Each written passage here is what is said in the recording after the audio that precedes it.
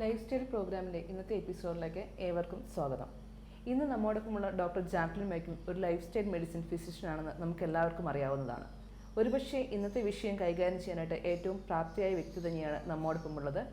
കാരണം US-ലുള്ള പോപ്പോൾ 6th ഇൻസ്റ്റിറ്റ്യൂട്ടിൽ നിന്നും ക്രേറ്റൺ യൂണിവേഴ്സിറ്റിയിൽ നിന്നും നാപ്രോ ടെക്നോളജിയിലും NFPയിലും മെഡിക്കൽ കൺസൾട്ടൻ്റാണ് ഡോക്ടർക്ക് സ്വാഗതം.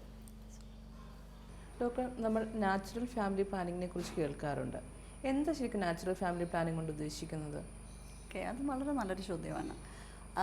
നാച്ചുറൽ ഫാമിലി പ്ലാനിങ്, അപ്പം നമ്മൾ അത് ആ വാക്കിൽ തന്നെ നാച്ചുറൽ എന്ന വാക്കുണ്ട്, ഫാമിലി ഉണ്ട്, പ്ലാനിങ് ഉണ്ട്. ഓക്കെ, അപ്പം നാച്ചുറൽ ഫാമിലി പ്ലാനിങ് എന്ന് പറയുമ്പോൾ നമ്മുടെ ശരീരങ്ങളിലുള്ള ആ നാച്ചുറൽ പ്രോസസ്സിനെ മനസ്സിലാക്കിക്കൊണ്ട് അത് ഫാമിലി പ്ലാനിങ്ങിന് എന്ന് പറയുമ്പോൾ കുഞ്ഞുങ്ങളുടെ സ്പേസിങ് അതിനകത്ത് വരും. ഒരു കുഞ്ഞ് കഴിഞ്ഞ് എത്ര നാൾ കഴിഞ്ഞ് വേണം നമുക്ക് അടുത്ത കുഞ്ഞെന്ന് ഭാര്യയ്ക്കും ഭർത്താവിനും ഒരുമിച്ച് തീരുമാനിച്ച് അപ്പം അങ്ങനെ സ്പേസിങ് വരും. അപ്പോൾ ഒരു ചെറിയ കാലയളവിൽ അല്ലെങ്കിൽ ദീർഘകാലയളവിൽ അവർക്ക് കുഞ്ഞുങ്ങൾ വേണ്ട എങ്കിൽ അത് തീരുമാനിച്ച് നാച്ചുറൽ ഫാക്കൽറ്റീസ്, നമ്മുടെ ശരീരത്തിലുള്ള നാച്ചുറൽ പ്രോസസ്സിനെ അറിവിനെ ഉപയോഗിച്ചുകൊണ്ട് ഫാമിലി പ്ലാനിങ് ചെയ്യുന്ന ഒരു മെത്തേഡാണ് നാച്ചുറൽ ഫാമിലി പ്ലാനിങ്.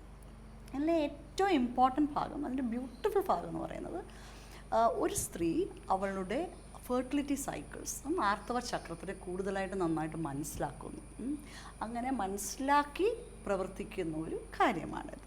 അപ്പോൾ ആദ്യമായിട്ട് വേണമെങ്കിൽ ഫെർട്ടിലിറ്റി സൈക്കിളിനെ പറ്റി നമുക്കൊന്ന് സംസാരിക്കാം. ഓക്കെ, സോ ദാറ്റ് എല്ലാവർക്കും പ്രേക്ഷകർക്കും ഒരു അണ്ടർസ്റ്റാൻഡിങ് കിട്ടും. എന്താണ് ഫെർട്ടിലിറ്റി സൈക്കിൾ എന്ന് പറയുന്നത്, അല്ലെങ്കിൽ ആർത്തവ ചക്രത്തിൽ എന്തൊക്കെയാണ് സംഭവിക്കുന്നത്? ഏകദേശം ഒരു ഐഡിയ കാണും അല്ലേ? പക്ഷേ 27 ദിവസം തൊട്ട് ഒരു ചന്ദ്രയാന മാസത്തിന് അടിസ്ഥാനമാക്കിയത്. എല്ലാ വ്യക്തികൾക്കും 27 ദിവസം അല്ലെങ്കിൽ 28 ദിവസം ആകണമെന്നില്ല. അപ്പം ആദ്യം നമുക്ക് പ്രത്യക്ഷത്തിൽ കാണുന്നത് നമ്മുടെ മെൻസ്ട്രൽ പീരിയഡിൻ്റെ സമയമാണ്. ഓക്കെ, അപ്പോൾ മെൻസ്ട്രൽ പീരിയഡ് ഒരു first day of the menstrual പീരിയഡാണ് ഫസ്റ്റ് ഡേ ഓഫ് ദ സൈക്കിളായിട്ട് നമ്മൾ കണക്കാക്കുന്നത്. അതിന് ചിലർക്ക് 3 ദിവസം, ചിലർക്ക് 4 ദിവസം, ചിലർക്ക് 5 ദിവസം, 6 ദിവസം. അതിനുശേഷം നമ്മൾ അടുത്തത് സാധാരണഗതിയിൽ എല്ലാവർക്കും അറിയാവുന്നത് അടുത്ത മെൻസ്ട്രൽ പീരിയഡ് വരെയുള്ള സമയമാണ് ഒരു ഫുൾ സൈക്കിൾ എന്ന് പറയുന്നത്. പക്ഷേ ഇതിൻ്റെ ഇടയിൽ ഒത്തിരി ഇവൻറ്റ്സ് നടക്കുന്നുണ്ട്. ആ ഇവൻറ്റ്സിനെ പറ്റി ഞാൻ ബ്രീഫായിട്ടൊന്ന് പറയാം, സോ ദാറ്റ് അത് നമുക്ക് നല്ലൊരു അണ്ടർസ്റ്റാൻഡിങ് കിട്ടും.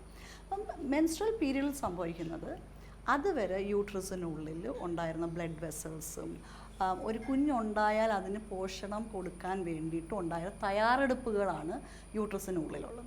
ആ തയ്യാറെടുപ്പിൻ്റെ ഒടുവിൽ ഒരു ഫെർട്ടിലൈസേഷൻ ഉണ്ടാവുന്നില്ലെങ്കിൽ, കുഞ്ഞുണ്ടാവുന്നില്ലെങ്കിൽ ആ തയ്യാറെടുത്തതെല്ലാം കൂടെ അങ്ങ് ഷെഡ് ചെയ്യുന്നത്, ഒരു യൂട്രസ് വീപ്പിംഗ് എന്ന് വേണമെങ്കിൽ പറയാം. ഓക്കെ, അപ്പോൾ അവിടെ ഉണ്ടായിരുന്ന എല്ലാ കാര്യങ്ങളും അത് കളയുക, കാരണം അതിന് ആവശ്യം ആ ചക്രത്തിൽ, ആ സൈക്കിളിൽ വേണ്ടി വന്നില്ല. ഓക്കെ, സോ പിന്നെ എന്താ സംഭവിക്കുന്നത്? പിന്നെ നമ്മുടെ ഓവറീസിൽ ഇതേ സമയം ചെറിയ ഓവം, ആ എഗ്ഗിൻ്റെ ഒരു ഡെവലപ്മെൻറ്റ് സ്റ്റേജാണ് നടന്നുകൊണ്ടിരിക്കുന്നത്. അപ്പോൾ അത് ഡെവലപ്പ് ചെയ്ത് ഒരു ഏകദേശം സൈക്കിളിൻ്റെ ഒരു മധ്യം ആകുമ്പോഴേക്ക് ഓരോ വ്യക്തിയിൽ ഈ first day of menstrual period തൊട്ട് ഓവുലേഷൻ നടക്കുന്ന ദിവസം വരെയുള്ള കാലയളവ് വ്യത്യസ്തമായിരിക്കും. ചില വ്യക്തികളിൽ മാസം തോറും തന്നെ അത് വ്യത്യസ്തമായിരിക്കും.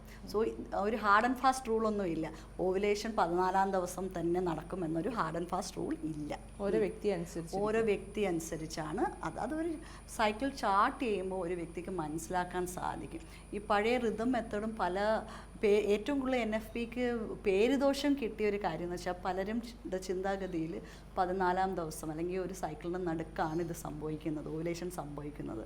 അങ്ങനെ ഒരു കലണ്ടർ മെത്തേഡിൽ ആൾക്കാർ പ്രവർത്തിച്ചുകൊണ്ടാണ് പലരും പറയുന്നു natural family planning does not work എന്നുള്ളത്. സോ നമ്മൾ മനസ്സിലാക്കേണ്ട കാര്യം, so the egg gets develop, ovum ഡെവലപ്പായിട്ട് വരുന്ന സമയത്ത് പല ചേഞ്ചസും നമ്മുടെ ബോഡിയിലുണ്ടാവുന്നു. പ്രത്യക്ഷമായിട്ട് നമുക്ക് കാണാവുന്ന ചേഞ്ച് എന്ന് പറഞ്ഞാൽ നമ്മൾ മെൻസ്ട്രൽ പീരീഡ് കഴിഞ്ഞ് കുറച്ച് ഡ്രൈ ഡേയ്സ് ആയിരിക്കും നമുക്കുള്ളത്. അതിനുശേഷം ഒരു മ്യൂക്കസ് സൈക്കിൾ എല്ലാ സ്ത്രീകളിലും ഉണ്ട്.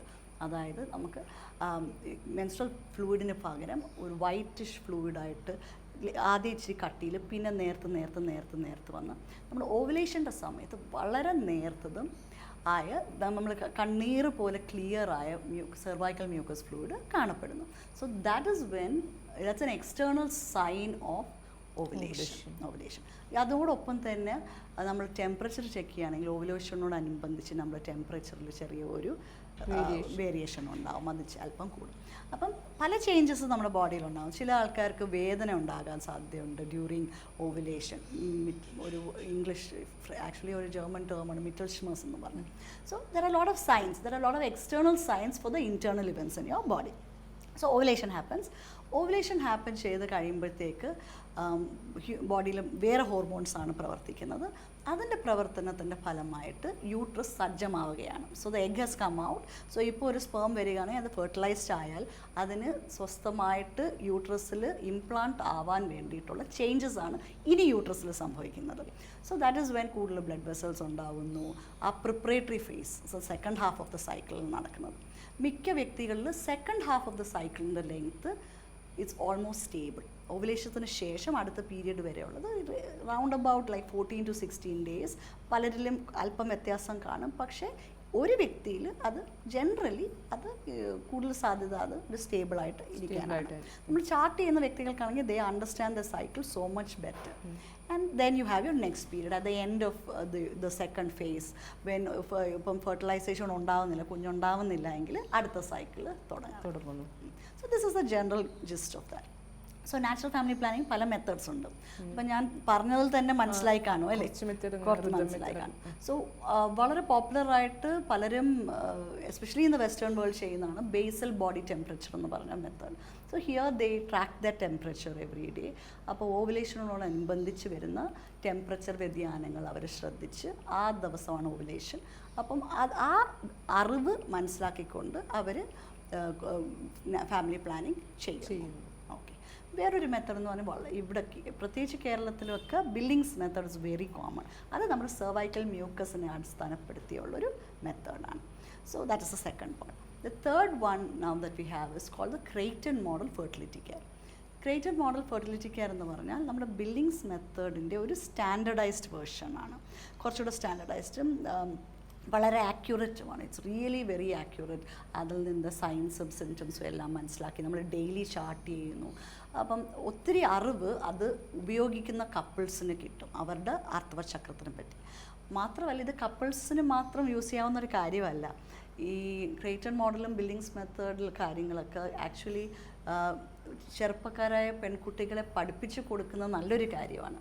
കാരണം ഇതിൻ്റെ അഡ്വാൻറ്റേജസ് പറയുമ്പോൾ ഞാൻ അതിലേക്ക് വരാം. ഇപ്പം ജസ്റ്റ് ആ മെത്തേഡ്സ് പറഞ്ഞു പോകാം.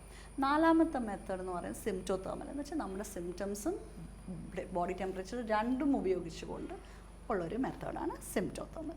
Now will go to the advantages. Okay, natural family പ്ലാനിങ്ങിൻ്റെ advantages. So the main advantage എന്താണെന്ന് തോന്നുന്നു ഇതിൽ?